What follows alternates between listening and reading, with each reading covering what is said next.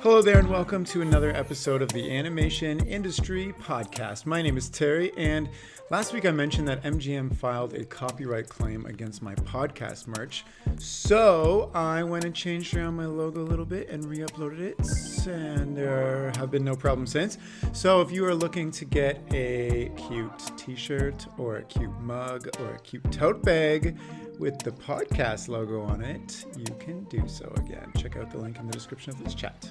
Also last week, I did a draw for a 3-month license of Toon Boom's Storyboard Pro, and I just want to say a winner was picked. Congratulations to Ren. You will be emailed with all the details. And if you didn't win, I'm doing another draw with Toon Boom next month, but this time for Harmony Premium, so look out for that. This chat features none other than Rachel Larsen of Tiny Chef fame. Rachel is a stop-motion animator, director, and writer who's worked on tons of stop-motion productions over the years, including Coraline, Anomalisa, Tumbleleaf, Kyrian Lou, and of course, she is the creator of The Tiny Chef Show.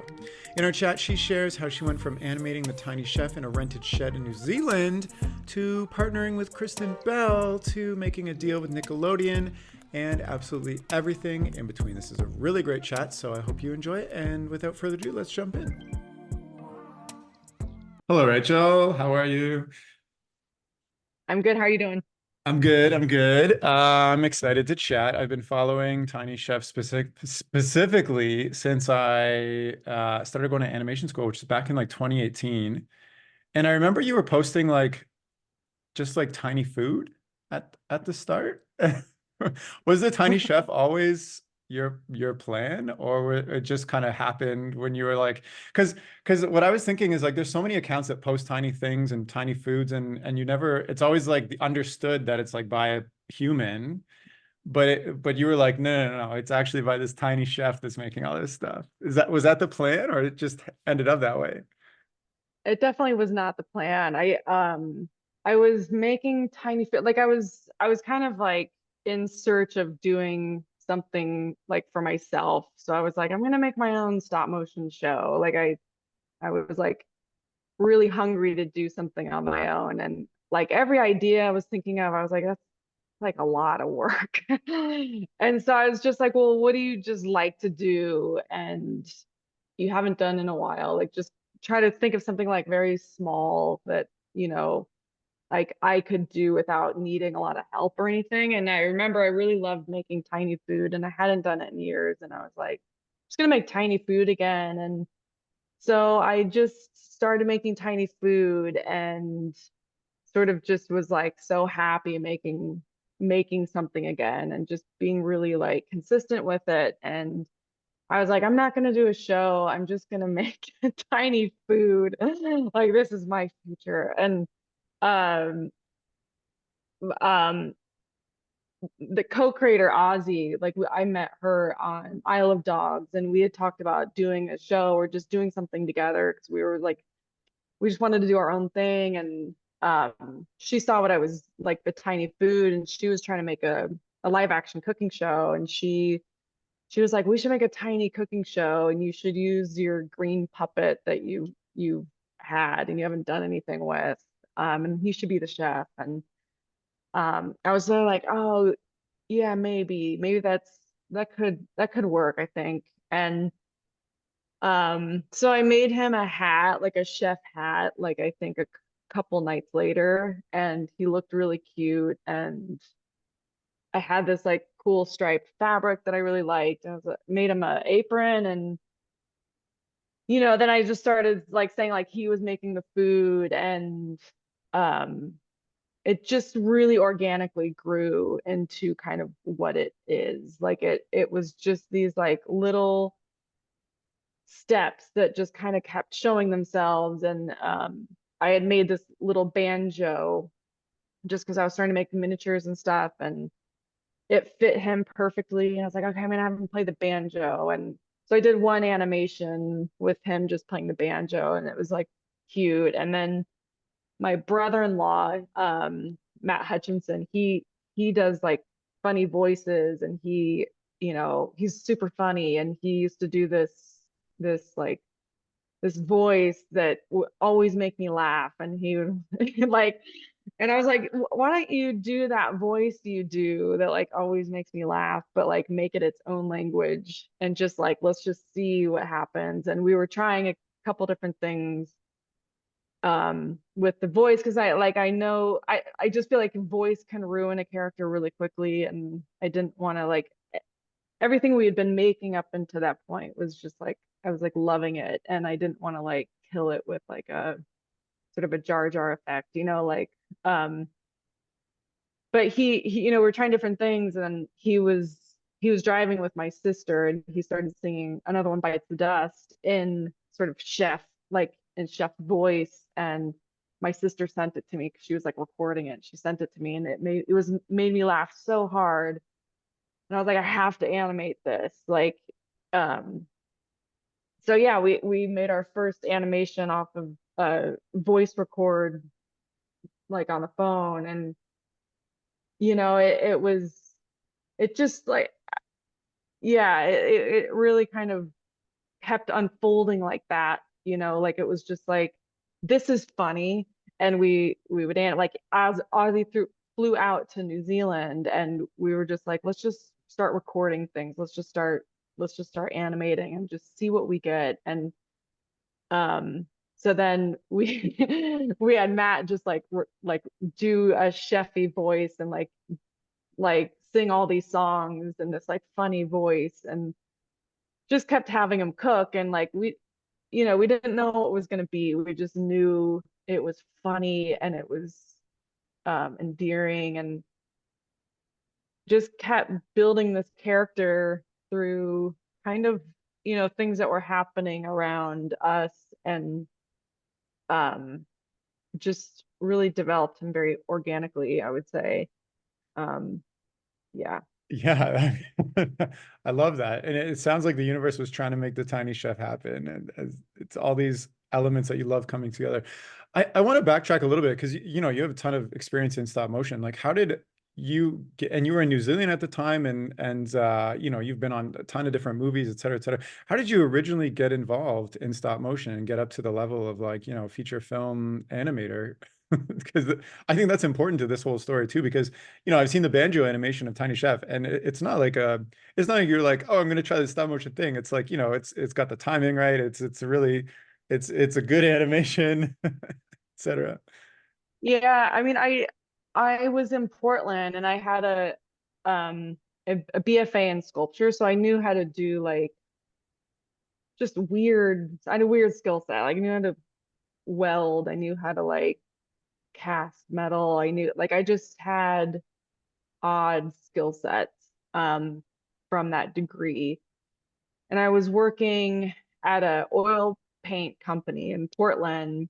Um and I ended up getting fired because I wasn't like I don't know, I probably wasn't the best employee. I just didn't know what I was going to do with this sculpture degree, and just trying to kind of work in Portland and live in kind of a cool city. And um a friend of a friend was working at Leica, and he saw like I was actually sculpting these green creatures, which one of them ended up being the chef, but I was sculpting these things and like making up this backstory for them. And um, he said, you seem like you have the right skill sets to do stop motion. You should apply for this job they're making Coraline, this movie. And so I went home and looked at like stop motion and um Leica, and I was just like, oh my God, like this is meant for me. This is like this. I love miniatures. I love weird worlds. I love filmmaking. I love all of it. Like it just all like clicked for me. And so I was like desperate now to get this job. So I put together a portfolio of these creatures and like everything I had made sort of in art, and turned it in. And then they were hiring that week that I turned in my portfolio, and they hadn't hired in like a year for this like entry level position. And so I got hired to make Coraline's hands on at Leica. And then within like 3 months after making like hand after hand, I was like, well, I want something more creative. And it just seemed like the animators had the most sort of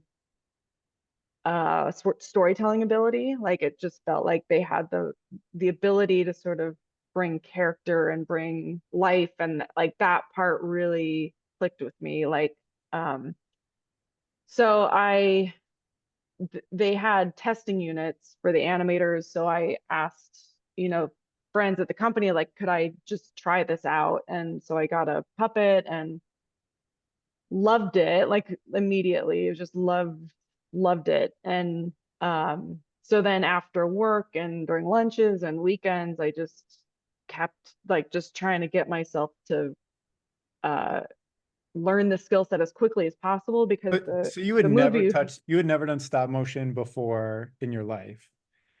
And then Mm-mm. suddenly you're at the forerunning studio of stop motion in the world, maybe Aardman is also up there, and you have access to all their tools and resources, and then you're learning stop motion there. That's amazing.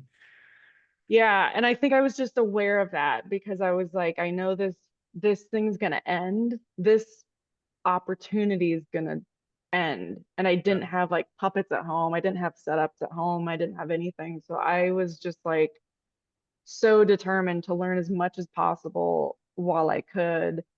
Um, and just became friends with a lot of people on that production, who, after the production ended, I was like, let's make puppets.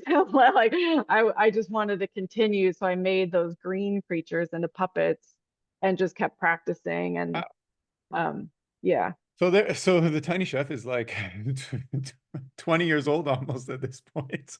yeah. The like beginning of that was before I even knew about stop motion. It was just like this idea I had. I really wanted to like do this installation of these green creatures and like what they were, like a natural history.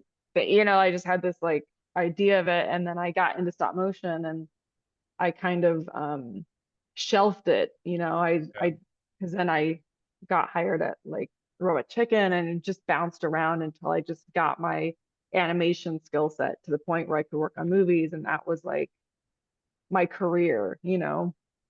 Wow, that's incredible. I mean, like I'm in Canada and there's not a lot of opportunity here, and to like work at Leica and then bounce around is it's I've been to Portland and it's there's so much creativity and quirky people and things going on there. It's amazing. Okay, so you had been working on feature films all this time, and then you're in New Zealand and your friend Ozzy flies in to help you with this production. Like, you're already committed, and there's like a flight from where was she in the before she flew She was from in Europe. so she was in Europe. So like, I don't know, a couple $1,000s just for a flight. I think you were renting a shed. Like like Yeah. like all this, you make it sound so organic and casual, but like you're seriously committed at some level to like put all this hard work and effort into, and like money, and like you were working full time, so you're working evenings and weekends to make this happen too. Like, was there an instigating moment where you're like, I have to make something and take it seriously and like invest myself into this to make it happen? Or were you just like, I'm having a fun hobby and why not? I think it's a little bit of both, but I like when I was on Isle of Dogs, I really felt the like need to do my own thing. Like I was Hmm. like, I'm working on a Wes Anderson film in London. Like it's not gonna get better than this. It's not gonna. And I was like, I need something more. Like I need more than this. Yeah. And um I knew that like in my bones. I was like, I need something more. And so I think even when I was doing tiny food, I was very committed to making sure I made a new piece of food every day. Like there was a commitment even there when I didn't know what it was for, but I Yeah. just knew like take it seriously and don't let it fade away, and just keep being pulled onto different jobs. And once. once like I think once I did the banjo animation, it felt like I knew these green characters would be like I always felt like they would be something, like something that worked, and I didn't want to waste it. Like I didn't want to say this is what they are, this is what it is until I just was sure like this is what it is, Yeah. because you can't undo it. You can't like, I'm just kidding. Right. It's not a This chef. green creature is a mountaineer who looks for gems in the Rocky Mountains. Oh no, no, wait, now they're a tiny chef Yeah. who Wait, I get that. I wait, get that. wait, wait. That's like that's a interesting point there because like for me, I have like it's not a fear, but like a apprehension to go out with something because I don't want to like put all this effort into it and it goes nowhere.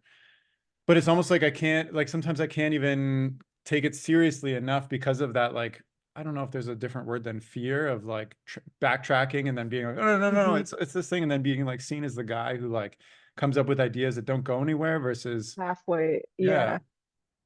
I mean, I was definitely in that spot, and I think, it's always a play of like you never, I think, are sure of anything. Like there's nothing that's like so perfect that you're like, that's it. I think it's a mixture of being apprehensive and just jumping anyway. And like I think the fact that Ozzy was like, let's do it. She was just like, let's just stop overthinking it. Let's just do it. And it kind of helped push me to get over like the worry yeah. of what. Like, and also even if I did come out and be like, it's a tiny chef and da da da and like wasn't into it, you can pull it back. You can like nothing's stopping you from you know redirecting yourself. And I think once I felt like she was on board, I was like, I've lived with these green puppets that haven't done anything for like 12 years at that point. And it was like, at what point is this the right moment or the right idea? Or like, and it just felt like, let's just go for it. Like, let's just jump. And like, and once I make that decision on things, I do like, I'm like, you got to fly out here and we got to like, we're not traveling, we're working on this because I think you have to corner yourself Come to a in a beautiful way country. that, You're not allowed to go yeah. anywhere. You're stuck in this shed. It was like, we have to do this Yeah. because if you do that, you are committed, and like then you have to make that decision worth it. Like you Because kind of like, you also like went full time on Tiny Chef before it was anything too, right? Like you like worked on it 100% without taking on other projects and stuff for a period of time. Is that true? so I was in New Zealand for Kiri and Lou, and that was coming to an end.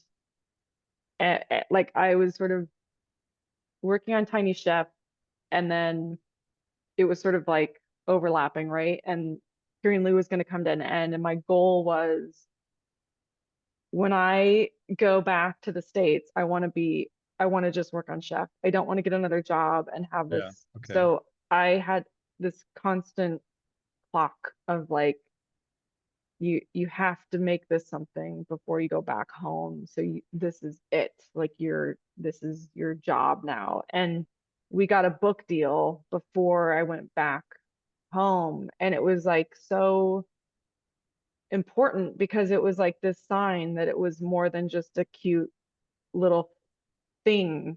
It was like, okay, people are willing to invest money into this thing, and other people see its potential too. And it let there be some legitimacy to my parents, like I'm not just reverting, Yeah.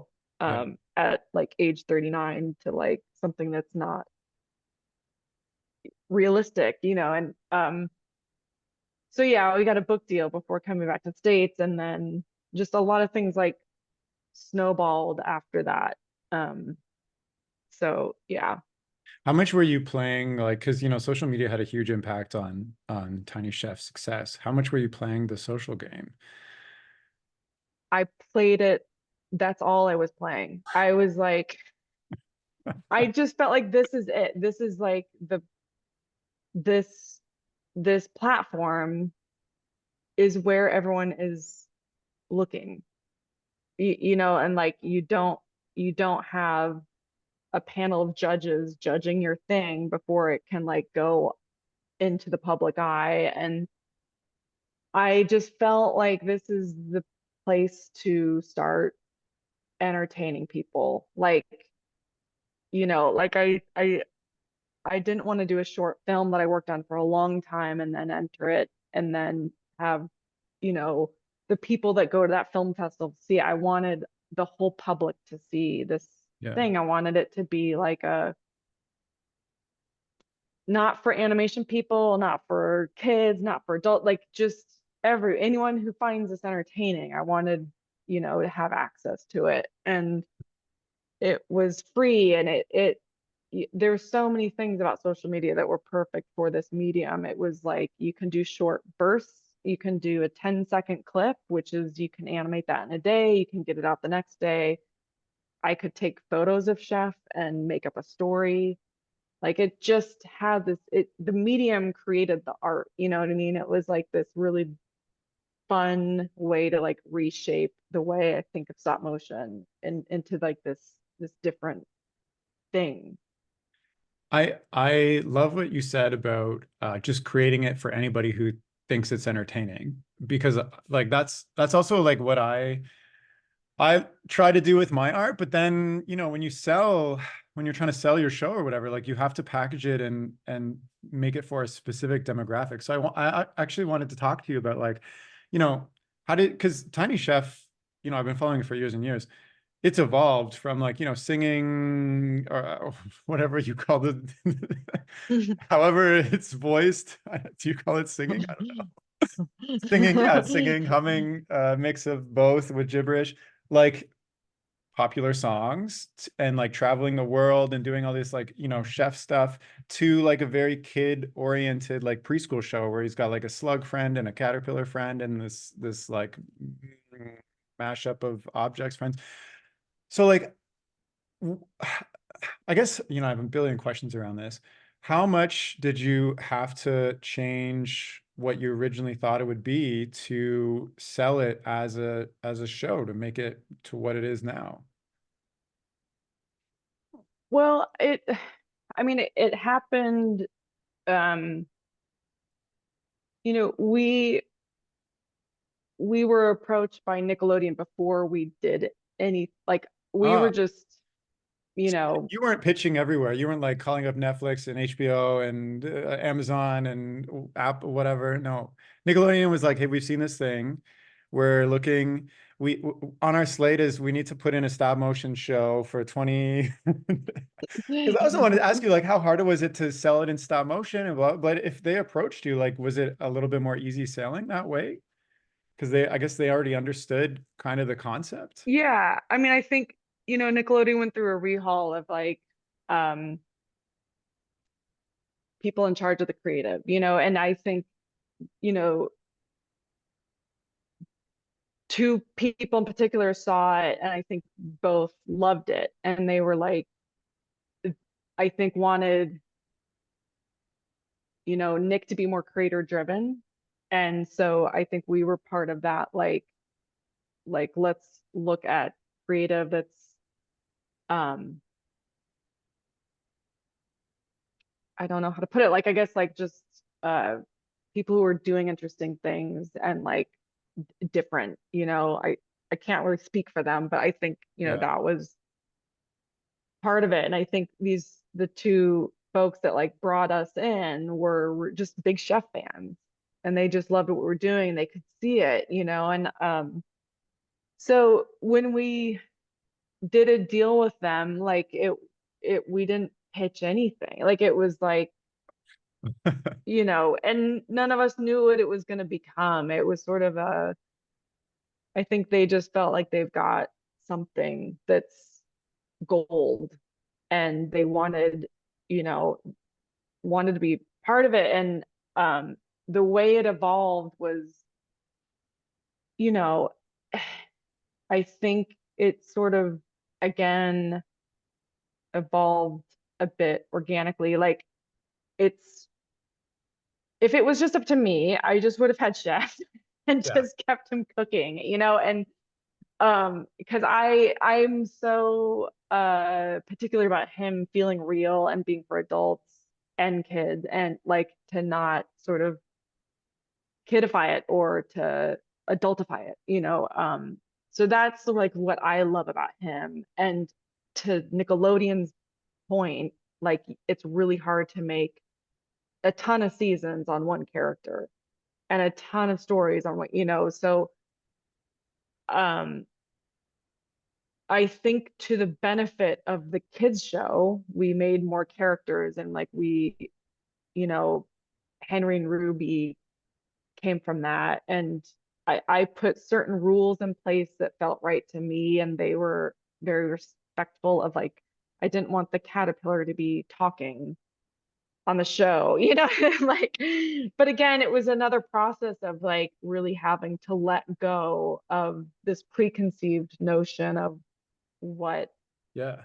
I thought it should be and stay and and it's again it's that sort of like, well, if you just keep jumping and not gripping this thing so hard, like fun can come out of this, and it doesn't it's a um So then how do you make hard creative decisions when you're getting pushback on like, somebody say, like, we really want this caterpillar to talk and you just feel that it shouldn't talk. Like how do you judge what is a good decision for this concept that you've been running with when you've been taking it's kind of how you've described it. It's like a ball rolling in different ways and it goes down here and then it like goes down this way and that way and it takes up these different influences along the way.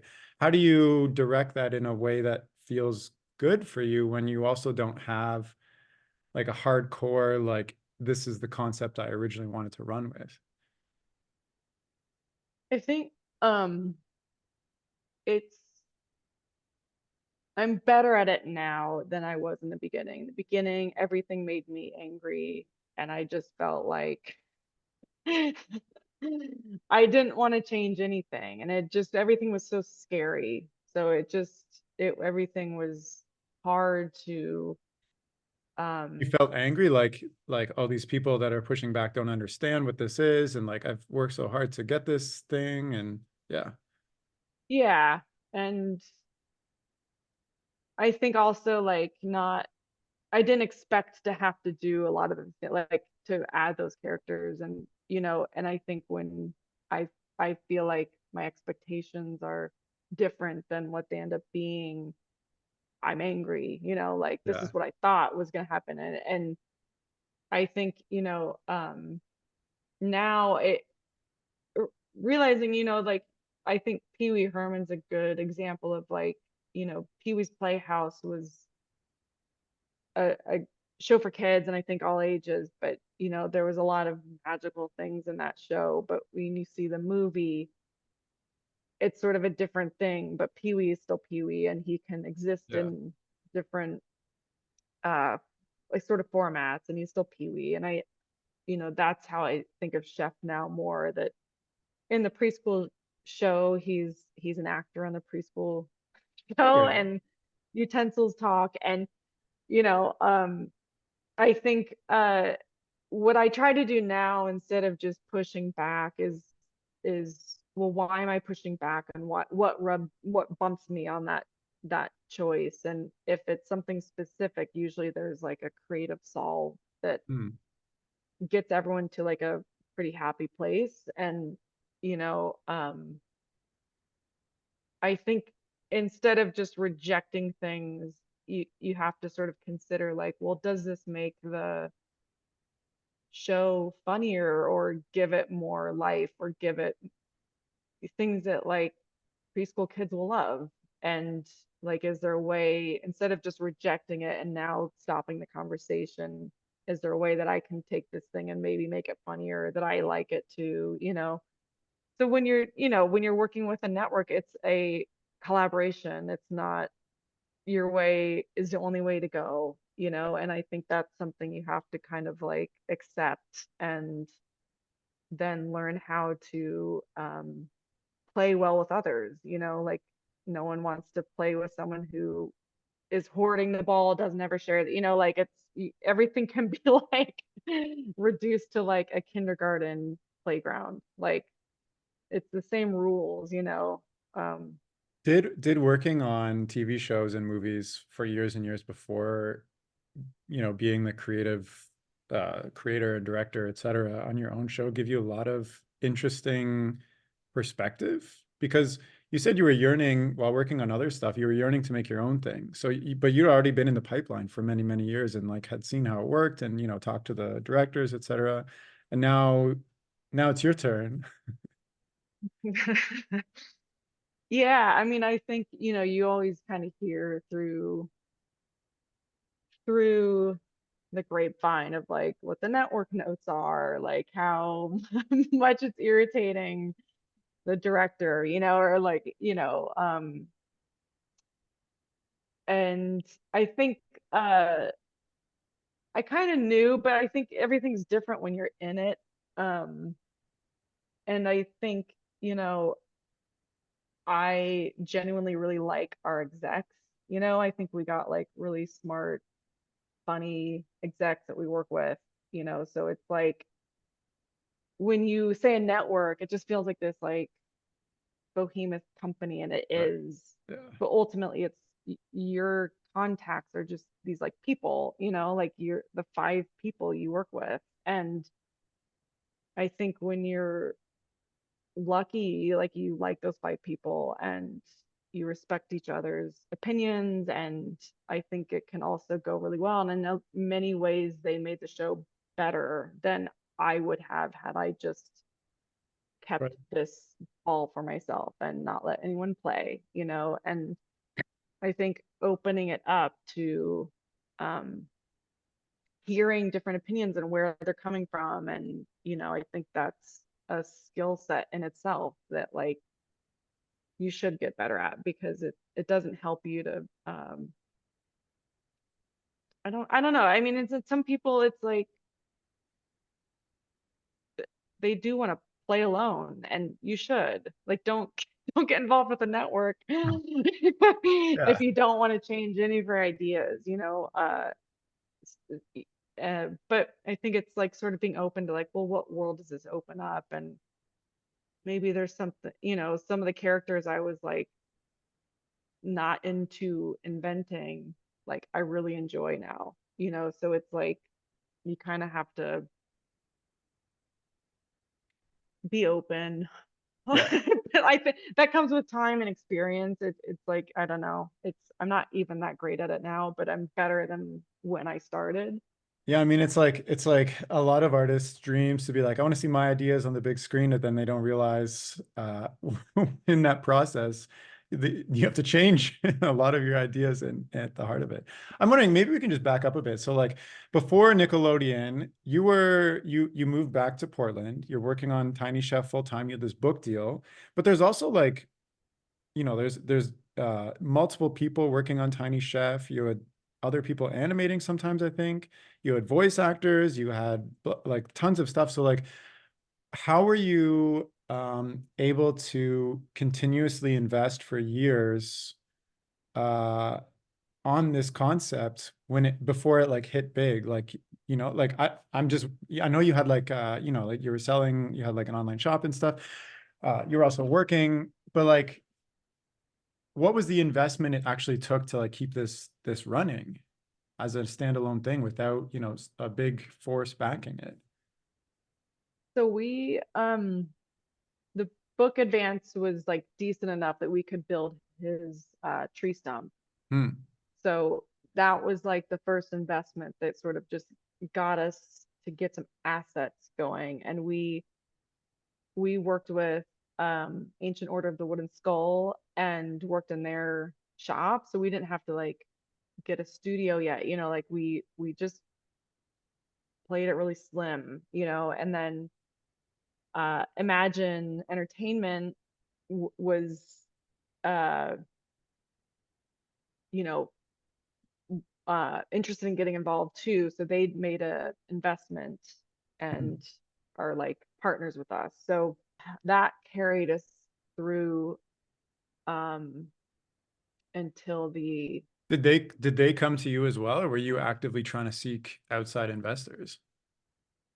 no, they came to us. So So they were like, "Hey, we see this thing that you're doing. It's getting a lot of attention. I think you might have had like 1 million followers on like TikTok or Instagram at that point, and they're like, we want to invest, we want to become partners and invest in you to keep this going because we think that something's going to happen further down the line, essentially." yeah. So I'm curious about, I don't know how much you want to speak to this, but like, when somebody invests like that in a significant amount of money, creative decisions, rights, royalties, like are all those things had to be discussed at that time? So we were very clear. Like I felt like I was old enough and had watched enough people's properties sort of be I was old enough shelved. and watched Yeah. from. Like thankfully it happened when I was old enough to kind of like know to protect this thing. You know, if I was going to put so much time and Yeah. energy and love into this thing, I didn't want anyone to be able to put him on a shelf. Like I Yeah, just right. was They like like buy that the is like rights and they never do anything with it. That happens so often. yeah. And so luckily like it wasn't a sketch on a piece of paper, you know, which doesn't give you a lot of leverage. It was like we had so much developed already, you know, and like so it was we had an easier time saying we are not interested in selling this or giving up the rights. So Imagine, you know, understood that and like Imagine was great because they saw the potential. They also saw the potential with Nickelodeon. So it was sort of like this creatively they stepped out of the way. You know, they Right. helped shepherd the first season through. Like they were helpful. So what year did Imagine partner with you then? Um, Because maybe I it know was these like things take years 2000. in development because it's only on second season on Nickelodeon, but I, like behind the scenes. I think it was like 2018 or 2019. So pretty, so that's, correct me if I'm wrong, but that's pretty close to you coming home from New Zealand, right? Yeah, so we Uh, got a book deal. Kristen Bell got on board. That was also right. I helpful. Like wanted to ask, she, how does how does that yeah, happen? it's like a lot of things like happen. I mean, like so Kristen DM'd us and she was just like, I love this. And if you guys want help, you know, Wow. making this a show, I'm like, I'm here to help. And so we met up with her, like we came out to LA, met up with her and her production partner, Morgan Sackett, and they, you know, just talked with them about what we want to do and what, you know, about us, you know, and they were great. Like they, you know, partnered with us too. And so it was very helpful when Imagine was interested, like Morgan and Kristen came with us to like those pitch meetings Wow. of just like yeah, so they were super helpful and still are like they're amazing. So what Um was it like getting all this attention when you were like, I want to dive into this thing that I've been thinking about since school, and finally I'm doing it, and then suddenly, there's a timeline of like crazy events happening, like, it's the A-list celebrity getting in touch with you, Imagine Entertainment wanting to make a deal, millions of people around the world enjoying your stuff. Like, how are you feeling through all this? I mean, unfortunately, I think I was just really scared. Like I think it was great, but I was so nervous that um like I was going to be pressured to like ruin him. It was going to ruin him, or we were Mm, making the wrong choices. Like, I think in the moment there was like just so much anxiety because there were so many decisions we had to make and there were so many contracts to sign. And once you're in contract signing zone, it's awful because like the people you're meeting and the meetings are nice and they're like get it and they love the creative and like you're like vibing, you're like this is amazing, and then you get to the contract and like lawyers are writing those like it's not like the nice person you met in the room, it's like that company's lawyer is like writing those contracts. So the contract phases of everything was just very hard and took forever and cost a lot of money, and yeah. and what it was stressful. I mean, it was like simultaneously amazing because it it felt like it was again organically happening. We weren't like begging networks to do a show. Like there it was just us sitting in creativity and like just feeling so in our like I just felt so in my lane. I was like, this is coming completely from my soul. And I like this wasn't built to make these things happen. This was just built as something that feels so right for me. And I'm so glad these things are happening and that other people see this thing too and they love it the way I love it. And so that was amazing, but I wasn't building this thing for that. So it Yeah. wasn't like, oh, finally we got the thing. It was sort of like, is this the right thing for him? Is it right to do a preschool show?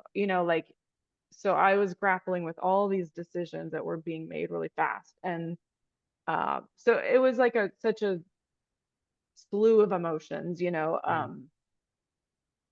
and simultaneously keeping the socials alive, like keeping Chef alive, and like kind of keeping that creative going. Yeah. I But mean, I like, yeah, it felt like the right people came to the table. That's what felt very good. Like Kristen Bell felt very right for this, and she 5 years later still feels very right for this. Like it's been a great partnership, and Imagine was a great part. Like, and Nickelodeon has been a great partner. Like the right people showed up. It's just hard to get through like the contract phase of it all, and like you know, when you get down to like legal language, it's like, oof, ooh. yeah, right. And these big companies, they've been doing this for so long. They know they have people full time doing this, and then you're like, "Hi, it's me." Yeah, I guess I'll I get a brought lawyer my too. I brought my brother who I used brought to my go to brother law and a little school. puppet in his hand.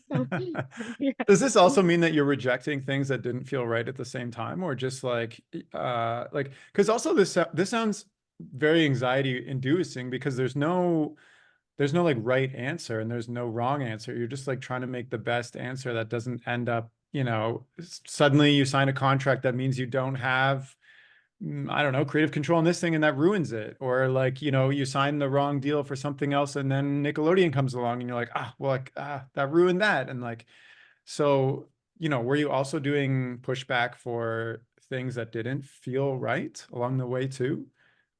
Yeah, I think you're constantly having to make decisions about what's right and what's not right anymore. Like when you sort of build something and you keep it going, like you're always faced with those decisions. Like, Well, I'm and even wondering, like the original people involved, obviously the voice actor, et cetera, is the same, but the original, maybe you worked with an animator originally and then they couldn't work on the show. And like, I don't know if that stuff happens too. And then, like, does everybody come along on the ride as well? no. And it's not always like for reason like we made the first season of Manchester, so all those animators are still in Right. England. This started in New Zealand, then it went to Portland, then it went to LA, and then during the pandemic it went back to Portland, then it went back to LA, then we went to Manchester, and now we're back in it. Like it's jumped to so many cities, like, so, and you go through, I think, so many, you scale up, so like your needs are different than they were at the beginning. Like, uh, yeah, I mean, I think we've been doing it for 6 years now. So it's like you just learn a lot. We're constantly learning. It's just this constant, it's like you're in school, but every lesson is like real. It's like real time. It's not like a book lesson. Right. It's like a painful, like, you know, a lot of painful lessons that you're learning on the job. But What was it's maybe because a super hard lesson to learn in the production phase? um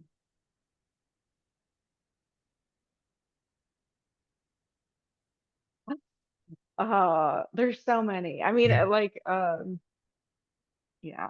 I mean, trying to think of one that I could say.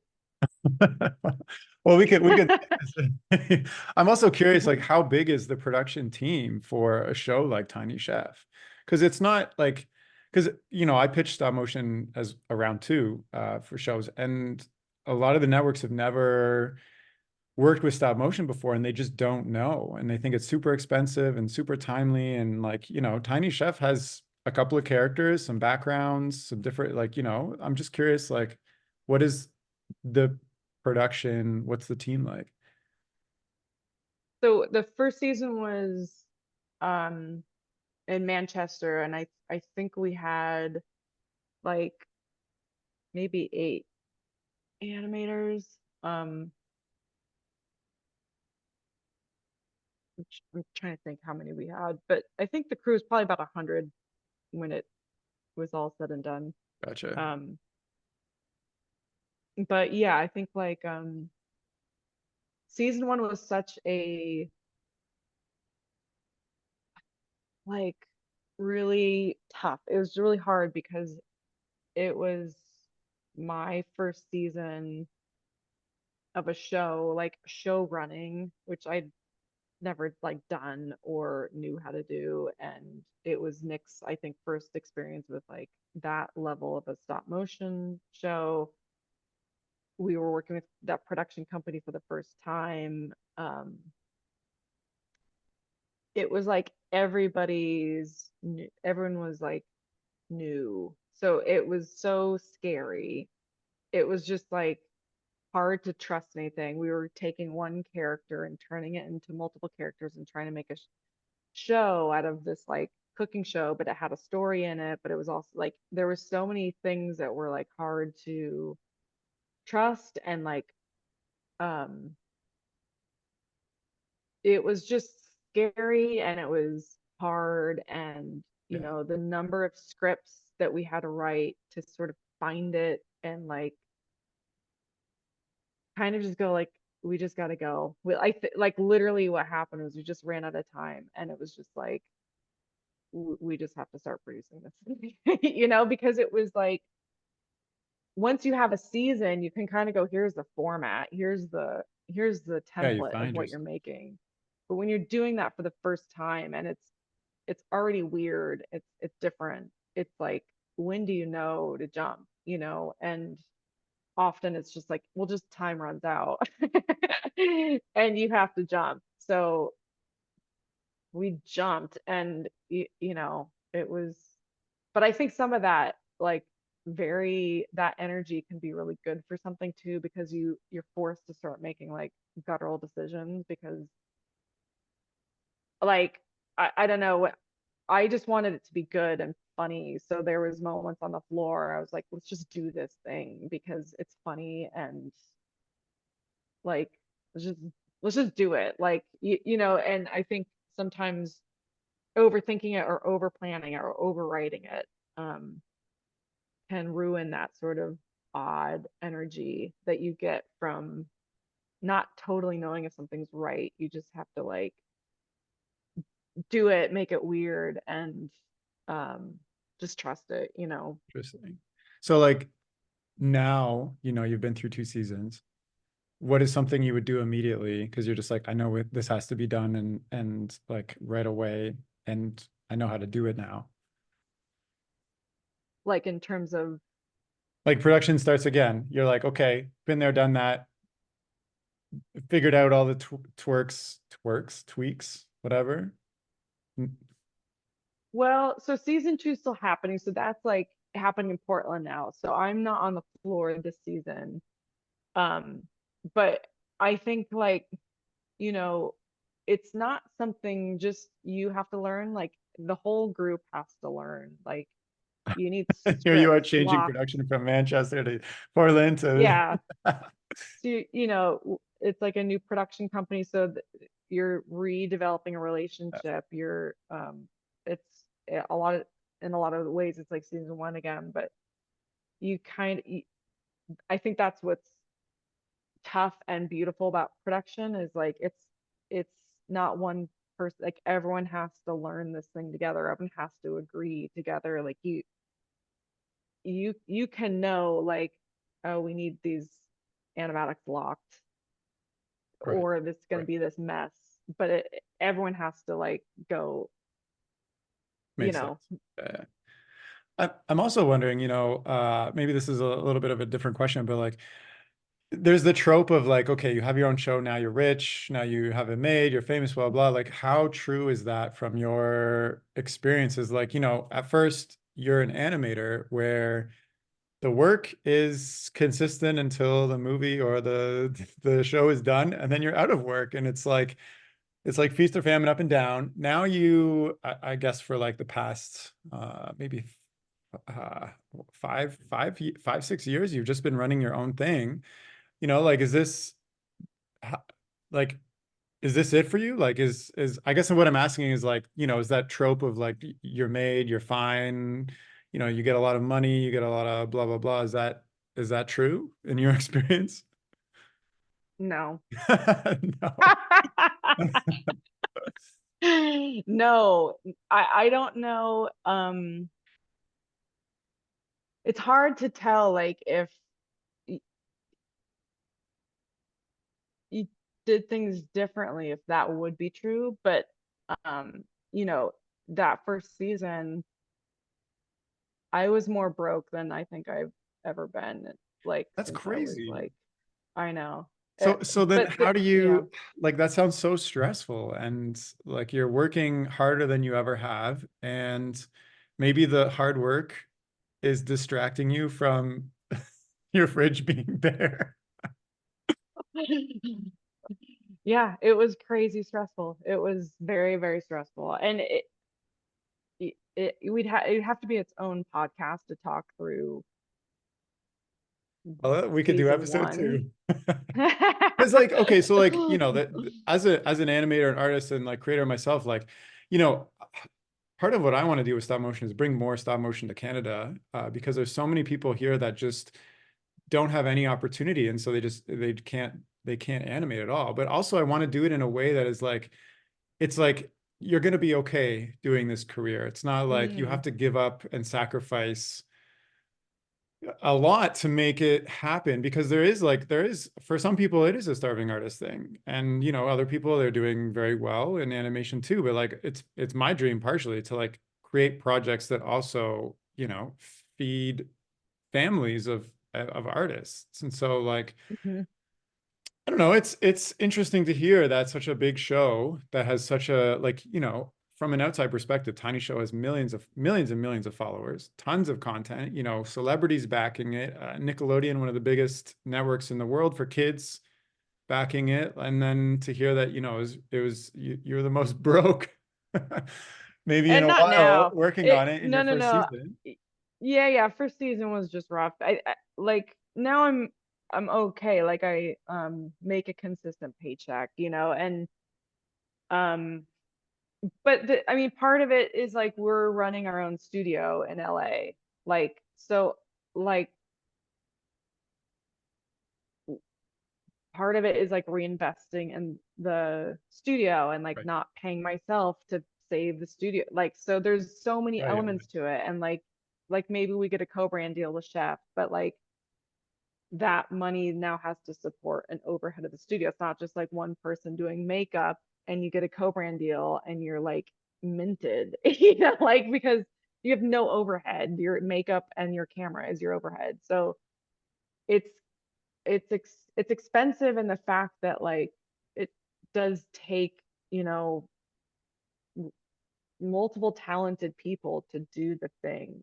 Like once you build it up and you scale it, you now have a lot of people on board. And um I wouldn't say like I think like ultimately successful things bring in money. And if there's successful stop motion shows or movies, it'll bring in money, and I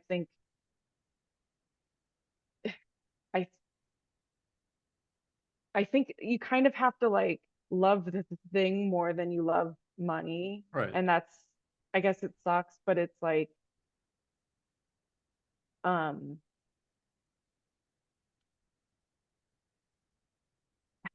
I don't know. It's such a like I mean, I also understand that sentiment. Nobody looks at like top earning careers and stop motion is up there and they're like, oh my gosh, well, yeah, obviously I'm gonna become a stop.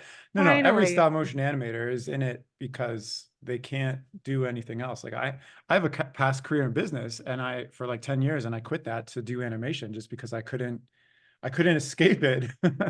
So like Yeah. I totally get that. And you do it for the love and you hope that, you know, other people see how much you love it and wanna jump on that and support it and you do things that are successful too. I guess I just like, from like an outside perspective is Tiny Chef just looks like so much success. Like even like people that don't know anything about animation, like friends from like high school have like send it to me being like, have you seen this stop motion animation? Like everybody's seen this thing. So like I'm just curious, does how is it on the financial end of things when you have such a largely produced Mm. and seen thing, which it's totally fine what your experience is going through that. And it makes sense too. Like, you have so much overhead keeping a production studio alive and the people and the costs associated with that. I think there's like a lot of potential, still. So what I like ultimately, I think, I definitely wanted to make something that was not branded stop motion as much as it was just branded this thing that people like. And Yeah. oh, that's stop motion. Like you figure that out later or you don't, but I wanted to definitely think outside of that bubble of like of what it is. Um I wanted it to be for everyone in all the ways, and I think,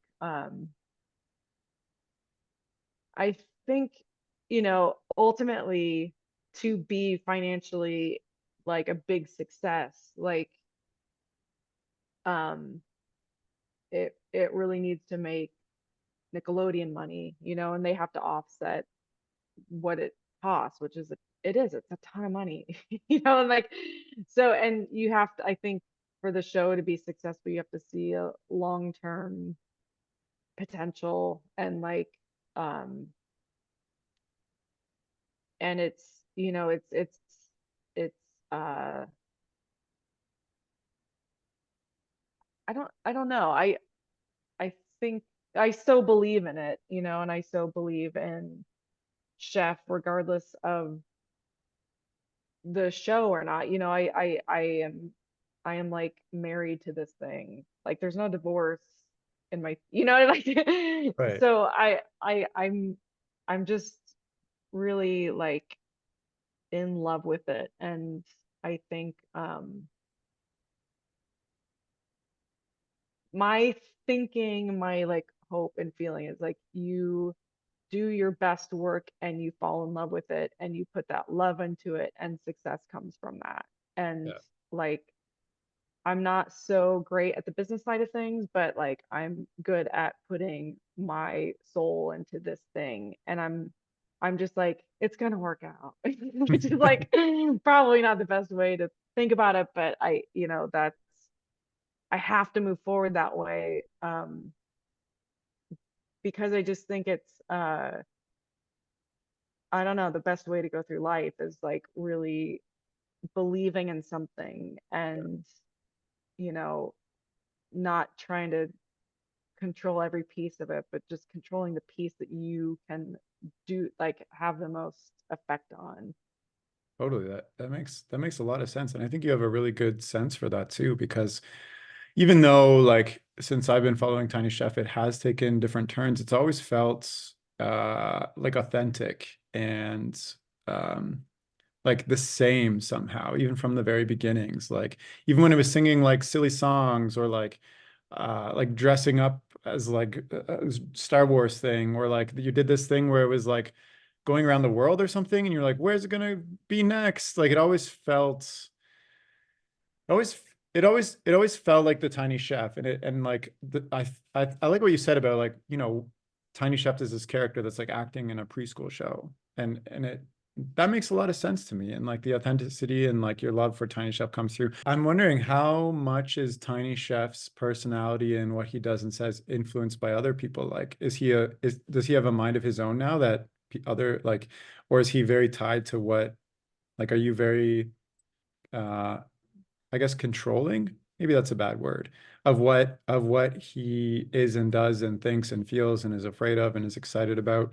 Or is he more like he's such a confirmed personality that you can give him to a writer and they'll write 10 episodes and it'll still feel the same?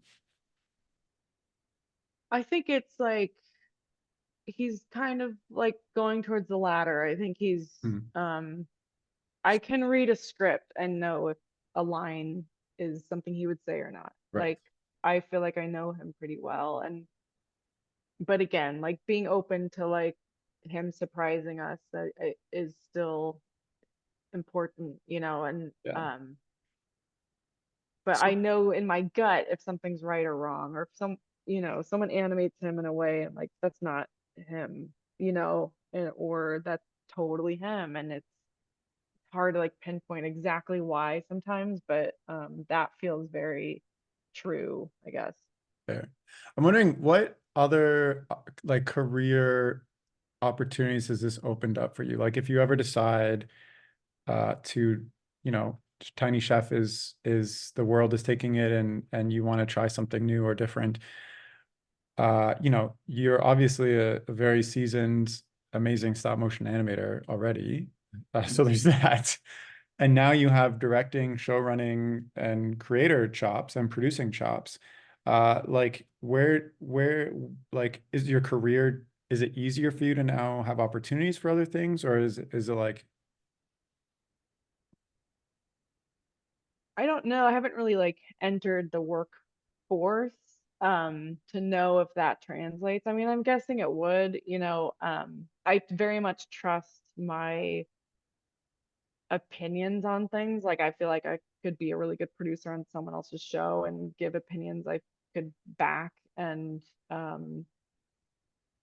I feel like I could direct. I feel like, I think it's just these things that like I always kind of thought I could do, but then you just do them and you're like, oh, I can do this. right? Um, Oh, I can. oh, I guess I can do this thing. Yeah, I think it'd be fun to be like an executive producer on another show and help someone else's like help shape someone else's vision. I think that could be I could be into that. Um, but I don't know. I'm hoping to always pave my own path, like I really enjoy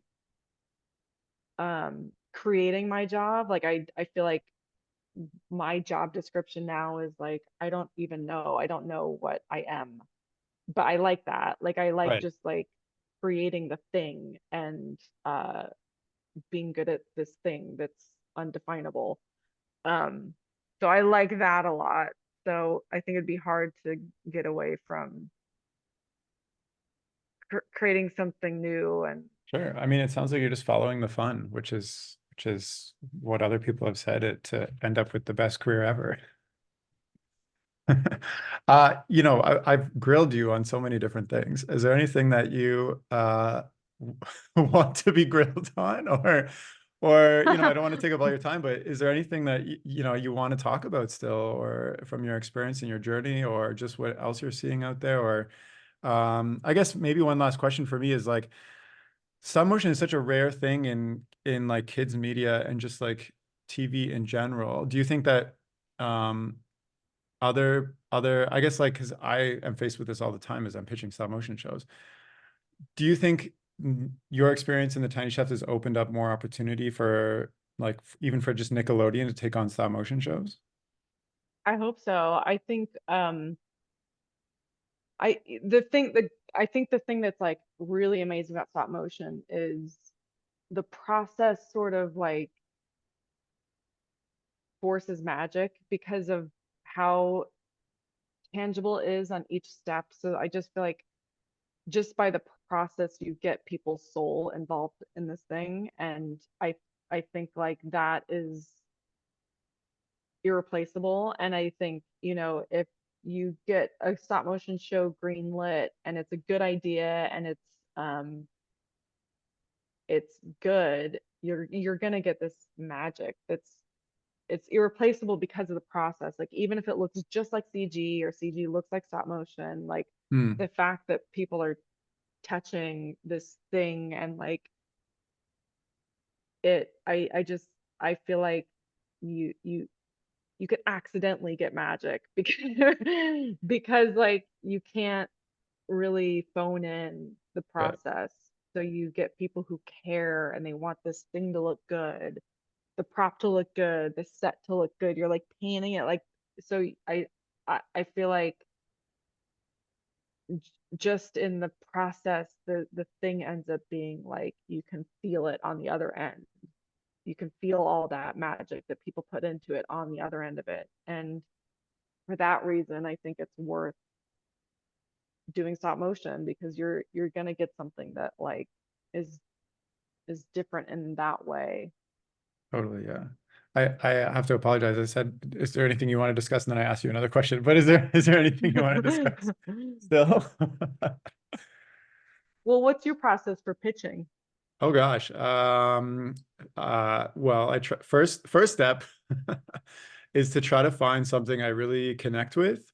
If it's like a silly character or a world that I'm obsessed with, and I draw a lot from like experiences I had as a child, or just like stop motion for me is just like me sitting at home bored when I was a kid, not being able to do much, and just in my room with like craft materials and like a glue gun. And I didn't even have any. I had like maybe like five glue sticks, so I had to like reuse the hot glue even when I was like done with the craft because there was none left. So I would like take it all apart and like push it back through the hot glue gun to use it. Wow. So like for me, like the creativity and storytelling just comes from like that very like place of just like crafting and trying to make up silly characters.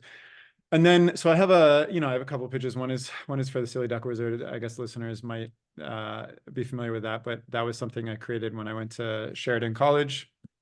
And it was really just like this really silly character. It was an opportunity to use a voice actor I was obsessed with. And it just came from my love of like fantasy and magic and silly little stupid ducks and trying to just tell as many jokes visually as and like with audio as possible and like a very dry way and like building a whole world around that. And then all of my pitches that I've done, I've tried to like test to see how they would resonate. So I like spend like my latest one, I spent like months and months like drawing characters and creating stories and etc. And so I've pitched them all at the pitching competitions here in Canada. So like the Toronto Animation Festival and the Ottawa Animation Festival. And I've won them a couple times, which has been amazing. And that's been giving me opportunity to like pitch around. And then it's just like trying to see who else is in love with the idea really and trying to partner with those people. So I feel very fortunate that my first one, Silly Duck Wizard, is optioned by a production company, which has been amazing. And that's a journey to get it made. And then my other couple ones, I did a round of pitching, and learned a lot about what people do and do not love about it. And so now I have to come back and really figure out what is it that really resonates with me that I can't change, and what is it that resonates with an audience, and then like cutting the fluff. So like while you were talking about your tiny chef experience where you're just, you're posting all the time and playing the social game, like I've thought about doing that so often, but like it sounds like so much work rather than like I'm trying to like skip the process and go right to the people who have the money to be like, here's a really great Hmm. idea that I hope people connect with, and like trying to sell to them versus like, here's the social proof of something that already connects with people and then having people come to me. But maybe I should try that way because You uh should definitely try that way. I've talked with a lot of people that this is how they've done it. Also for me, like it's something that's on my mind constantly. In my own journey, like I went back to school for animation in 2018, and then I did school for 3 years, and then I've only been working professionally for 2.5 years. So I still feel like I'm like getting my animation chops and learning and stuff in before I want to like establish myself as an animator somewhat before I really take my time to like do something, because I still feel like I'm learning a lot, I guess. So like I'd rather hit the ground running versus like figure out how to animate and things while posting at the same time. And that's just really a big excuse for not going in. I know. Yeah. So yeah, I just have to start, really. I mean, I find your story so inspiring. It's because I've been following you from like I don't like I have seen the banjo thing, and like I it might have been from the beginning just because I think I was following you because you were an animator that I had heard of originally. So and it's been so cool watching the journey of the tiny chef, and then seeing that you got picked up by Nickelodeon was like, oh my gosh, it's amazing. And I've even used you as an example in pitches I've done, like, the Nickelodeon's got the tiny chef, blah blah blah blah. So yeah, I have no excuses. This is me just talking myself in circles to say why I haven't started yet. Yeah, I mean, I think, also like, yeah, I feel two ways. I mean, I think like you'll start when you're ready to start. Yeah, And what's kind of cool is like just sort of get rid of um the finish line, like thinking that you know what that is. Because right. like literally if I followed the path I thought this I would be making tiny food and like selling tiny food on Etsy, which is like I probably would have been happy doing that. Like, you know what I mean? Like I was really happy making tiny food. Like it was a lot less stressful, you know. But That's stressful. like like I just think, you know, like it's so cliche, but it's true. It's like the journey is like the fun part. So like Mm. starting this thing, and like what better way to learn how to animate than like doing these things, like Yeah, starting to see your vision take shape. And I feel like you learn so much by doing. And like, and then when you're in a pitch room, like even if you just do a few of these and just get started and just start seeing things visually, like you're knowing then what your guardrails are in the pitch meeting, you'll have a better idea because you'll have seen it. You'll have like put some like sweat into it, which I think helps you understand what you like too. Like I just can't emphasize that enough. Like Tiny Chef was not the thing. It was not a vision. It happened by yeah, process. It came through from process. And it wasn't like this great idea that we achieved.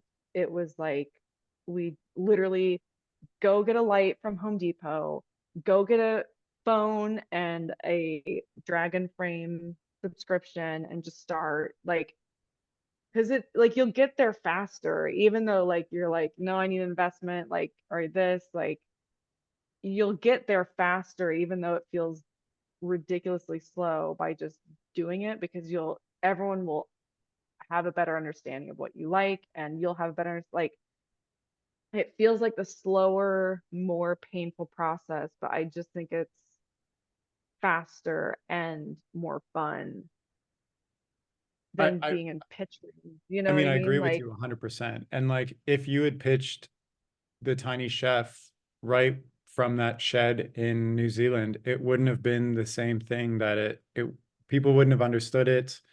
What do you mean, like a green little like to chefs who can't speak proper English? yeah. Like, Oh no, it wouldn't have gone anywhere. totally. I mean, okay, as you were talking about this, I do have an so like the reason I'm in animation is because like I was just a business marketing guy. And then like my brother just wanted like a picture from me because I used to doodle in high school. So he's like, just doodle me something for Christmas. And I didn't want to do it, so I did it. And then I enjoyed the process and I started doing it every day. And then my coworker Allison was like, make me a picture too. And then like I just started drawing every day. And I did that every day for a whole year. And that turned into me meeting people at animation studios and like creating a whole book and like selling it. And then like going to animation school. And then now I'm an animator. So like 100%, You got it in you. I just had the idea, or like I started a process and I ended up completely somewhere else that I never thought I would be. And then here I am being like, I don't believe in that anymore. I'm just going to go straight to the end goal because it takes so much time and effort to do this every day. Well, clearly it's in you. Yeah. Like you also have this podcast. Like there's like clearly you've got examples of like you did the thing. You just did the thing. And I'm guessing like podcasting wasn't like you knew every single thing before you jumped in. You know what I mean? Like Yeah. you probably learned a lot along the Oh yeah, way. I had no idea what I didn't even want to do a podcast. It was my coworker trying to convince me to start it when I was at an animation conference when I had no work to show and I had no reason to talk to anybody. He's like, just ask them to be on a podcast. I was like, I don't have a podcast. He's like, create one right there. And so I did. And now I here we love are that. 6 years later, doing it every single week, talking with hundreds of people around the world. Yeah, you So gotta like trap yourself. well, that's another thing is like I'm also somebody that like commits to stuff and like I know once I start I can't stop. Yeah, yeah, But same. And then you're yeah, like, do I want to be on that roller coaster? yeah. But like no, I very much value what you said about like just doing it and like you're gonna learn on the job on the process and it's gonna become this thing and it's gonna be bigger and better than you would have made it if you never started it and just like wrote it as an idea on a piece of paper. So I just have to find the right motivation in me to just start and commit to something. And for you, it sounded like it kind of started when you were on Wes Anderson's film and you're like, where am I going to go from here? Like what is going to be cooler than working on a stop motion film by Wes Anderson? I um yeah, yeah, in your I guess your 30s, right? So like you had to that yeah. was the right motivation for you to hit the ground running with your own stuff. Well, to be fair, like there was like a 2-year delay. Like I also think it's okay to give up the idea of something you think you want. Like I think it's okay to be like, I don't want that right now. Yeah. You know what I mean? Like I think it's okay to drop things too, and they might come back. Like I've wanted to make a show for fucking like 10 years. Like more than that. Like, I was like, I have something to say, but like it just wasn't the right time. And like Yeah. I think you're in different flows of your life where like that can drop in and it's the right timing, or it's like it's going to be a struggle every Yeah. step of the way and it just might not be the right time, and that's okay. Like I think we just all have like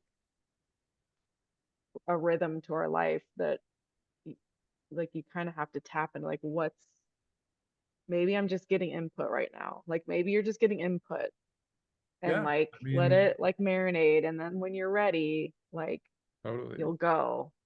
Yeah, I'm a big believer in the right time. Like even though I have an animation career now, if I had tried to do this 5 years ago or 5 years before I started, I wouldn't be in the same place. I think I would be like super stressed out. I would give up a lot. Like you're in a different mindset of where you are in your life. And if it's not the right time, it's not the right time.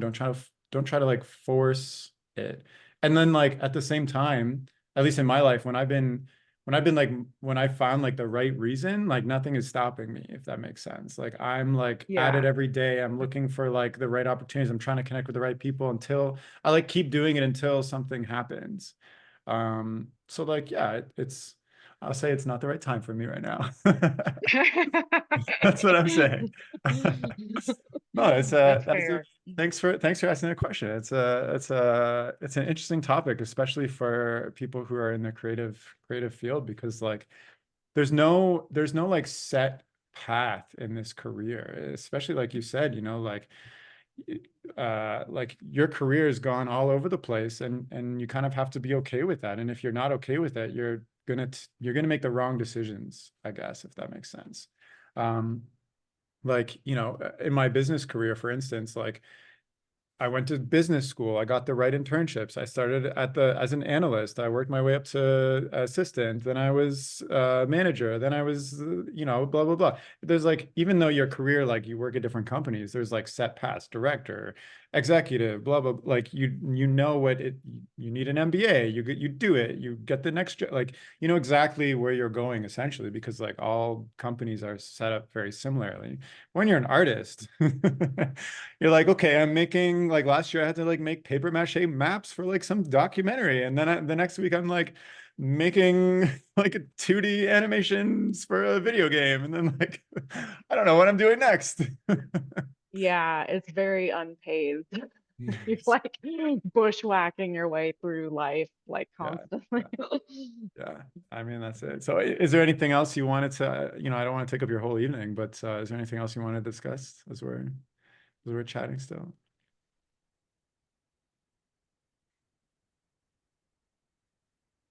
There was something that came to me, but it's slipping out. But that I was just thinking though, like, man, it'll be interesting once all your worlds combine because the amount of people that you've met that you can probably like pull together and your background in business, like I just think you're going to do something so interesting. Like you have such an interesting like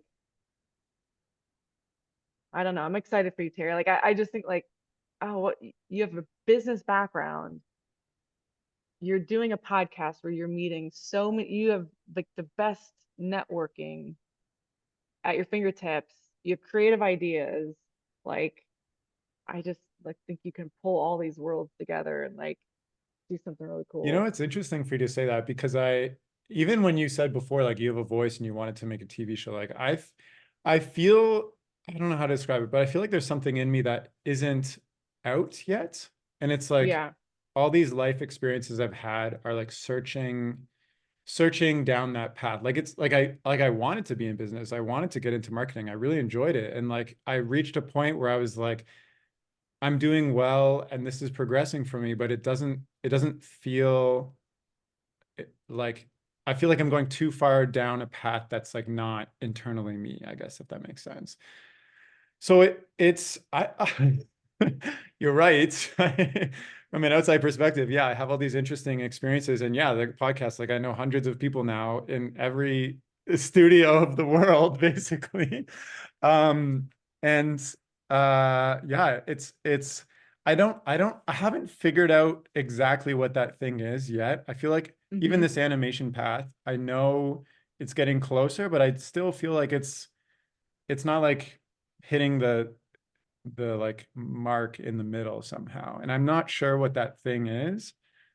So, and my only recourse is just to keep exploring these avenues until I feel like they don't hit well enough, I guess, anymore.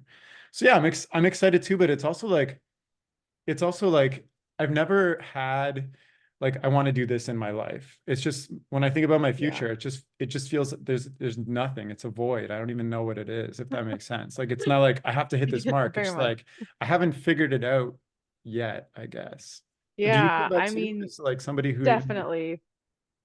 Yeah, I mean, I think I think we probably have a lot of crossover because I feel like I just get a sense you're super curious and like you're intaking a lot, like you're curious about things. And I think I'm the same way. Like like I just remember being on Coraline and just people were like, I've been animating since I was 5. I'd be like, And oh I my was like, God. what? I was like, there's people here who just knew this was for them and like followed it and got there. And I was like, yeah, it's so not, that was so not my, like I was Did you feel envious of not my that? Like path. meeting somebody who's just figured it out and they've arrived and they're there and they're doing the thing. Yes, like in a lot of ways, I think there's like comfort in that. Like, I have a goal and I got there and I'm happy. Like, there's animators who are happy animating. You know what I mean? Like, I like, and they can do it for the rest of their life because it's like, it's their passion and it is like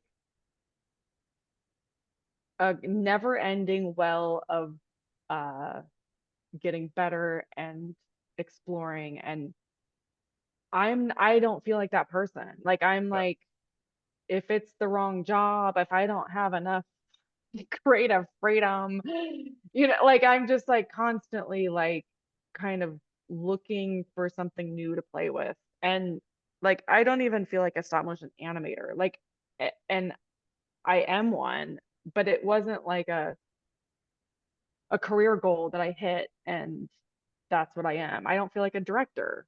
Yeah, I can direct, but I don't like Yeah. I these things never have felt like the end goal and I got it.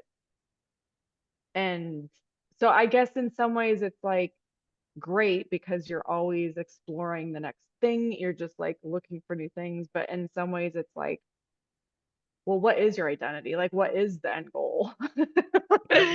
And like I don't know either. Like I don't know like what's the next thing or but I definitely relate to like not knowing and I just getting comfortable with that I think is like okay because I see me I see like little me's like 20-year-old me's where like I don't know what I'm like don't worry about it like you're just you're gonna find different things you're gonna do a lot of things probably and something's gonna stick and then maybe it unsticks and you're gonna find something like but you can't change that thing in Right. you. And See, like some like people want to be doctors and they're like doctors and they're content and happy being I've that. And like, man, yeah, I would like some of that sometimes because it's it must be like somewhat relaxing to know you're in the field, and maybe creating is the field, but that's it. yeah. I feel comfortable creating. That feels right. Like creating new things and like Yeah. ideating feels right. So Um, you, even though you feel like there's a void in your future, you feel comfortable knowing that you don't know what's next, I guess.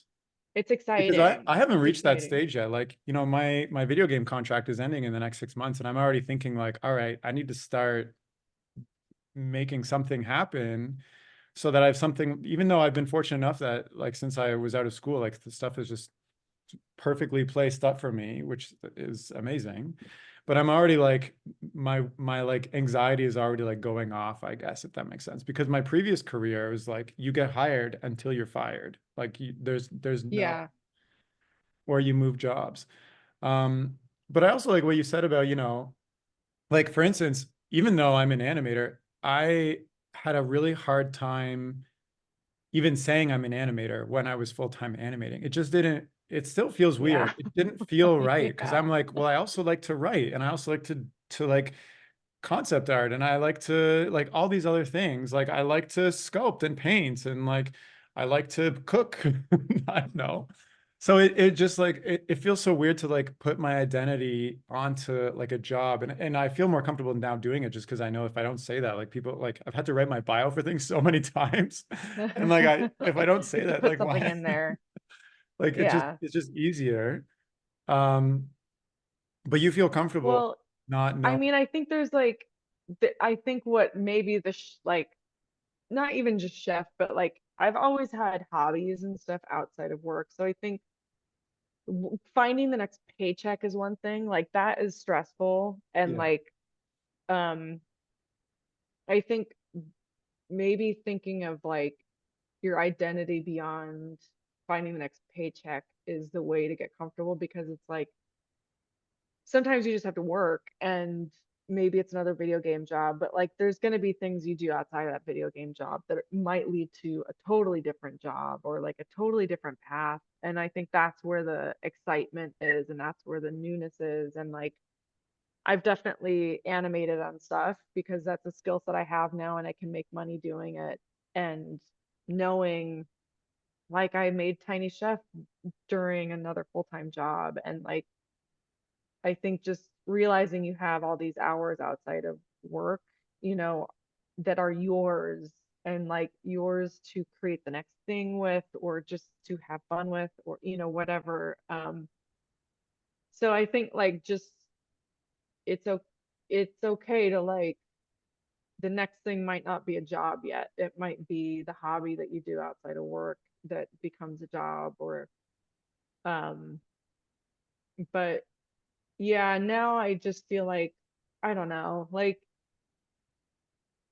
I think probably you kind of get like really aware of like the fact that like we just live once, which is crazy. It's crazy. We just have like one go. And like I think like when you're 40, you just like start realizing like you're at the second half of your life now. And it's like I think I just want to experience as much as I can before I die. Like just like really Yeah. play in as many like things that interest me as I can, that because none of it matters. It just doesn't. It's like it's hard. It's like jumping from like this wider point of view of like none of this matters. Like in a fun way. Like uh it's not as heavy as it feels, because it's like we can do anything really, like, and it's all going to end the same, which is it's liberating. And then kind of getting down to your day to day of like, well, what feels right now? Like what feels like fun or new, or like right for right now, and knowing you're probably going to take a million more paths as you go. Yeah, I very much resonate with that too. I mean, I have like a fear that I'm not gonna do all the things that I want to do because I'm gonna get caught up just like working to to like work, I guess.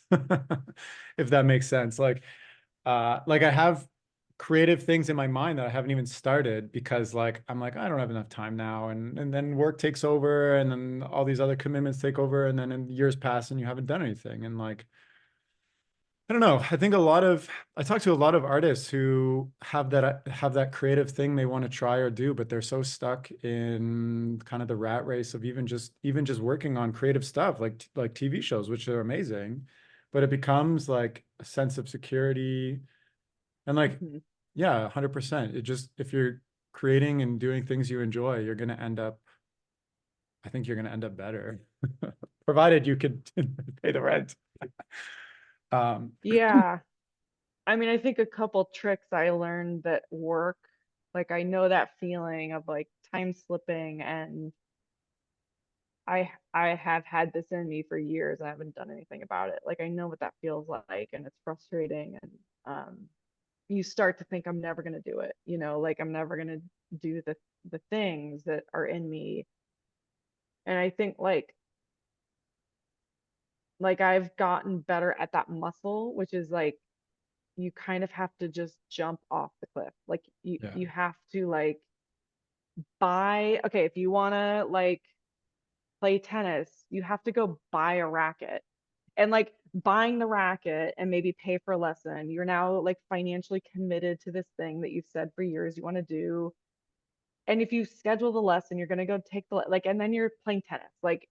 And I think just having those like truly Tiny Chef came from me being like, I'm going to make tiny food, and then like going online and making the first purchases, that like buying the clay, like just being like, I'm spending my money on this thing and I'm now going to do it.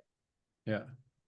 and then it just snowball, like it takes over. Like you don't have, it's like keeping that train going is so much easier than like getting the train to move, you know? So I think Yeah, like yeah, those yeah. initial jumps are like are it. And I think you get better at doing it when you do them. You're like, oh yeah, I just have to jump. I just have to make this first jump, and then I'm gonna be like falling, and then like something's gonna catch me, and like, but Oh, it's I exactly. It's yeah 100% easier to keep something going than to start it from scratch. And like I always tell myself when I'm like procrastinating on something, like I always tell myself like remember the power of 20 minutes because like the first 10 minutes you just like get your mental space in the mode. The next minute you I don't know, like you're grabbing the thing and then 20 minutes go by, an hour goes by, 2 hours go by, and you don't even realize you're still doing it because your mind is now thinking about that thing, and all your mind's attention is on that instead of like what you were doing before, which it's like so hard to like switch your whole mind over. But I don't know. For me, it's always like 20 minutes is all I need. It's just getting forcing myself up off the couch or whatever I'm doing to like do it. So yeah, the commitment thing makes sense. And also you had you had like social media commitment, I guess, too, to constantly post yeah, that helped me. I going. was like, I made a commitment to myself. I was gonna post once a day, and like what was hard, and I think what was really important, and I still use now, is like I would make food, and I knew it wasn't as good as it could be. Like I just had to go to work, and I was like, you got to post it. You made your deal with yourself. You got to post it. And I would just post it knowing it wasn't done. And it just helped me like then the next day it was a new food item. It's like, so like Getting rid of that I don't know. perfectionism mindset too is Oh yeah, it was super helpful. key. And you still do it now. I'm like, just move forward. Like it it's like the pot thing that like the person who makes 1,000 pots is gonna make the perfect pot. The person who spends all their time trying to make one perfect pot, like the person who does 1,000, they're gonna have a perfect pot. And like the person who tries to make one perfect pot won't get there. It's so true and it's so applicable to like everything. It's like just do it and do it consistently and you will get there and it will get there. And yeah, I I'm like a big believer in it, which is great because I'm really Yeah, I don't think impulsive I don't and know any. I mean, I'm sure they exist, but I can't think of any examples where somebody like they woke up and they just did that one thing and it was amazing. Like like yeah, Picasso had to fail at being a mediocre mid artist for years before he discovered abstract.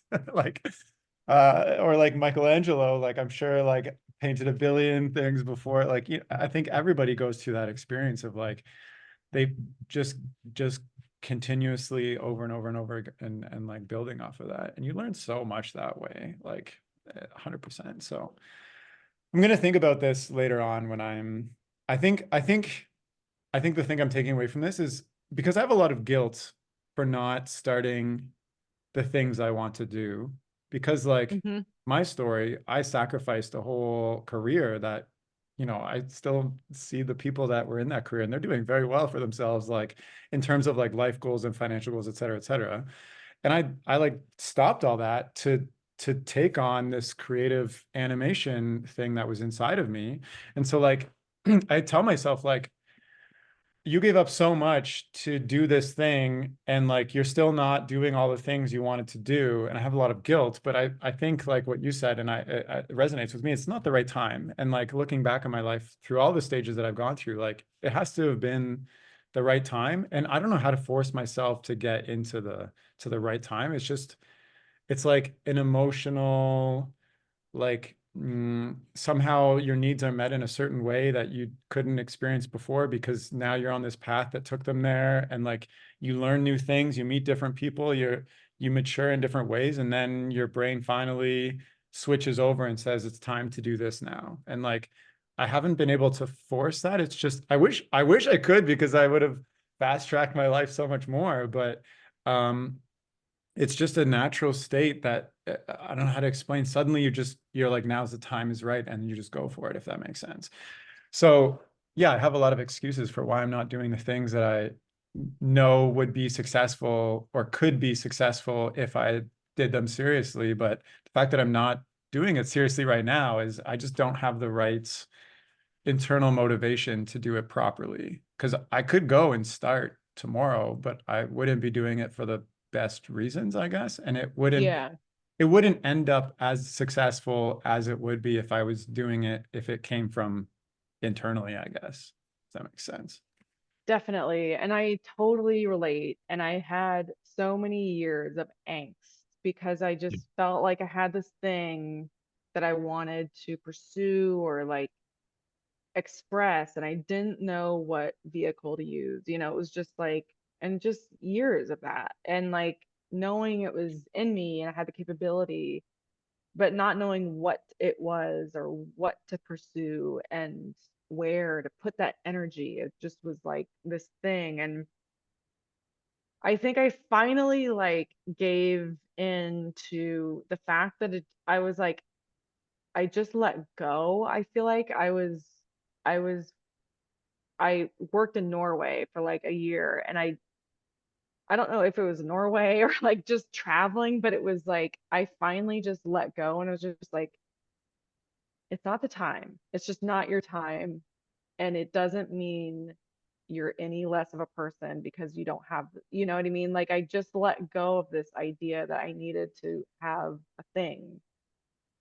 And I just walked and I saw new places and I just took in, like I just took in, I just like traveled and just took information in and I observed the world without needing to create something. I just was like taking things in, and it was such a nice relief, like release of that, like I have to do something, and like finally I just like let go of that idea. And then when I went to New Zealand, I don't know what it was, but it was like I just was like ready. I was just Hmm. like, I'm ready. I'm ready to actively do something. And something that really helped was like a book that I was listening to, and I was like trying to think of a stop motion idea. And it was very like, don't like just when you pursue anything, just look at like what brings you joy. That's it.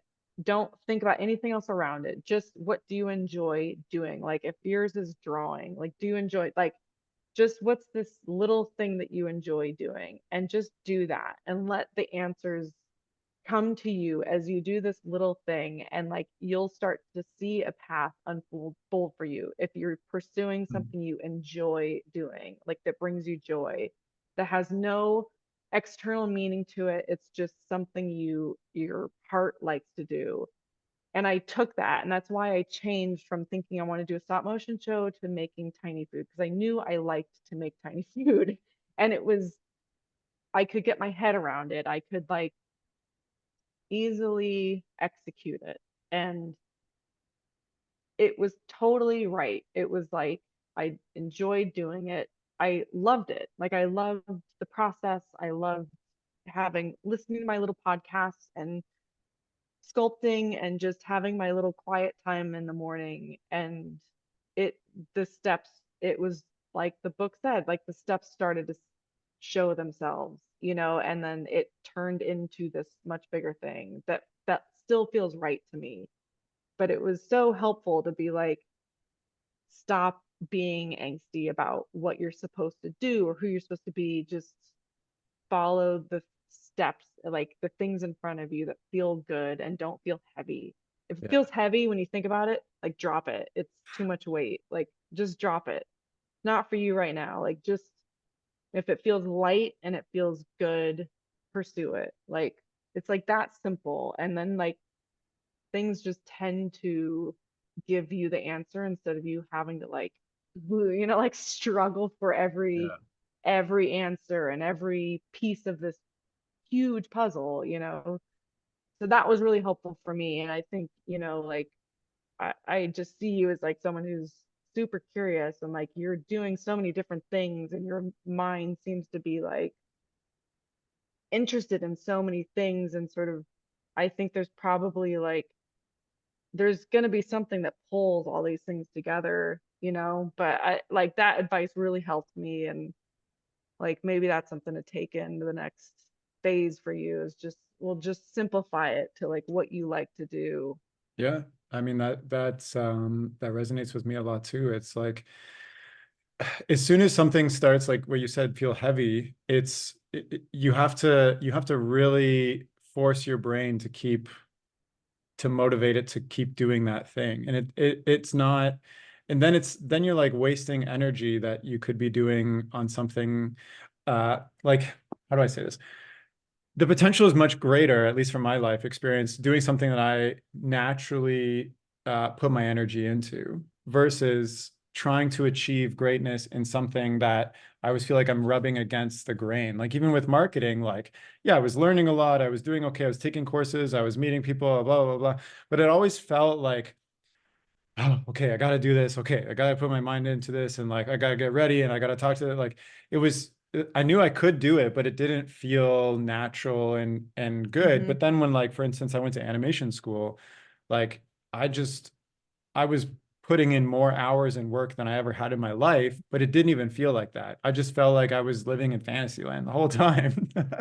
And then like opportunities led to opportunities that I didn't even expect or create on my own. They just like, I was like even like the Silly Duck Wizard, which is a stop motion I made, uh, it just happened by coincidence, and I made it, and then people saw that by coincidence, and then I'm working on TV shows that I never even applied to, and like now I'm working on this video game, like blah blah, like it just like went all organically because I was just having fun, I guess. And then I think at least the learning that I have to take in my life is I very much attach myself to like processes and continue them without like it's fun for a while and then I'll continue it for a long time without uh reevaluating if it's fun for me. It's more like just a habit, I guess. So now I feel like Right. I have an opportunity in the next 6 months when this project wraps up to really like go back to something that feels organic and natural, and hopefully something comes my way at that point. But I think it's, at least for me, I'm also trying to see, like I said, I have a lot of anxiety, but I'm also trying to explore like what is exciting about not knowing like what I'm doing. What can I work on that I didn't have the opportunity to before or whatnot? Or maybe it's okay that I take a bunch of time off and explore something new. Like I don't know yet. So I have a lot of questions in my mind. Yeah, you're right. I am a very curious person. And yeah, I'm still figuring things You out. do like, do you walk and stuff? On my dog every day. It's very cold out right now, so not in the winter, but yeah, in the summertime, I'll just go for an hour. I actually sit by the water every single morning for about an hour and just like do nothing. I'll bring breakfast, I'll bring my dog and just sit and look at the water. And it's so nice and just like let stuff happen, I guess, if that makes sense. Yeah, yeah, why do you ask? Yeah, I the same. Like I just felt like that, like walking was so helpful with those like bigger questions because you kind of get like, You know what I you actually know, do like for when I want to like clear my mind, I'll just go and sit down in my shower and just there's no yeah. like I'll be like, oh, I have the whole afternoon off today. I'll just sit in the shower and like it's amazing. My mind goes to like, I guess it's like meditation or whatever, where you just like it thinks through all the things and like all the immediate problems that you had before, it like works them out and then it moves on to the next thing. And then you're like left with like bigger questions. At least me, I'm like left with the bigger questions after my brain is like, okay, what am I doing on Thursday? Blah, blah. Okay, I gotta run this to the store. I gotta do this appointment. I gotta pick up this thing. And then like you're left when all that is figured out, you're just left with the bigger questions like, okay, what do I really like doing? Or like, who am I as a person? Or like, what is all those things? Yeah, same. Same. It's like and like is this right? And like like what's the next turn that I'm supposed to make? And like yeah, I don't think it goes away. I I think I think there are people I asked you if you're envious of those people who are just like those stop motion animators who found their thing because like every company I've worked for, there's been people who've been there for 20 years and they found their thing and they go home at night and they don't think about it and they come back and it's like and at some level I do I do envy those people because at least from my perspective and talking with them, it seems that they just understand themselves and life to a different degree and have reached like this like place of like satisfaction, if that's the word. And they're totally happy to just do that. And then it's like there's not much, there's not yearning. Like I'm always yearning for like something bigger and different and like and more, no matter where I am and what I'm doing. And like I don't know. It's just I feel like I'm living the worst existence sometimes by always like wanting this more and different and new and instead of just like you like you made it and you're happy and you're like this is the thing. Yeah, I feel the same. Like people will describe their weekends and like, oh, I just cooked and I just did like they have these like weekends that just feel like so content and like um natural and they were just like happy and I'm like, God, like like your default mode is like pretty happy. Like like when you realize like, oh, like if you like go to neutral, some people's neutral are like decently happy and like content and like mine is like it's just not there. So like I have to like plan my weekend or it's gonna just be me spiraling on the couch. Like, you know what I mean? Like I can't imagine just That like is exactly me. Like if I am not if I haven't planned to like work on something that like I can't take a night off unless I'm like playing a video game or something, which I plan to do at the same time. Like I can't relax. I can relax, but yeah, my relaxation is like figuring new things out, if that makes sense. yeah, Like yeah. I have I'm going to like a bachelor party and it's in like a month and it's at an all-inclusive resort and I'm like I don't want to go and sit on the beach. I'm gonna be Yeah. I'm gonna be Oh, great. I can sit my anxiety on I'm the just gonna sit beach. there on the beach and have nothing to do and can't do anything. Like I'm Yeah, actually like I not ex know. I'm excited about it, but I'm not excited about it at the same time. I think there's probably like I feel the same way about vacations. I'm like, well, what can I progress at when I'm like Yeah. on like what can I get better at or what's the point of this vacation? Like what are we doing? And I think it's probably like a mental illness. It's just like like Undiagnosed yeah, stop motion. Everybody in stop motion is like this. We all have a mental I illness that is know. only cured by you, and by you go becoming into an like animator. you go into like stop motion productions and you're just like, oh, it's just like a building full of like mental illness. And I don't think anybody would disagree in stop motion. Yeah, we're like, oh, we found each other. I mean, that's how it feels like when you're on a set. Everybody just vibes at a different level. Yes, it's it's like very true. Yeah. Well, Rachel, Uh, I feel like we could talk forever, but for our listeners, we should probably okay. is there any final words you wanted to add as we wrap up? Well, I just had a really good time talking to you. This was Yeah, just like same. really fun. Yeah.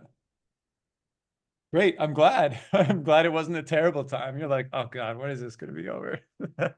No, this is great. It's so nice to like connect with other people kind of like in your boat and like I think like so much of what we do is in a bubble. Like you're like animating in a bubble, you're thinking in a bubble, and you're so kind of isolated. And it's so nice to be like, oh, we like totally share this experience. Like it's just happening alone, but like other people are in the same boat, and that's like just really refreshing. I'm sure this is like such a good podcast for like people in our industry and anyone just like Yeah. being in I that same boat and just I being mean, like, that's okay, part at of the least aim we're is like I try to hit on like career stuff, but I also try to like uncover the like stories behind it and like the person too, because it is like, you know, like I mentioned before, I grew up in Canada and there's like no stop motion opportunity. And like I was like stop motion animating when I was in like high school. And then I went to business because I was like, I have to have a career. There's nothing happening here. And it felt very alone. And so like, and like there's a lot of international people that listen to this podcast too, as a way of like connecting, because they're the only person maybe that does 2D animation in their whole town or their city or their country. Sometimes I've talked with people who are like, I'm the only stop motion animator in my whole country that I know of. um so yeah, I like that's part of what I try to really flush out in these chats. And like I find it inspiring too. I come away from every single chat like learning something and connecting and thinking about who I am in this career in this industry in a different way, which is I feel very fortunate that people say yes to coming on this podcast. So Rachel, thank you so much for coming on. It's been an absolute pleasure. And yeah, and if people are listening and they want to reach out to or follow your work, obviously they could just search The Tiny Chef. But if you look up The Tiny Chef on Instagram, Tiny Chef Show, everything is there. Or if you want to reach out to Rachel on her Instagram, you can do so by going to instagram.com/Rachel K. Larsen. And I'll include both those links in the description of this chat. And that's all for now. So thank you so much for listening. Okay, bye.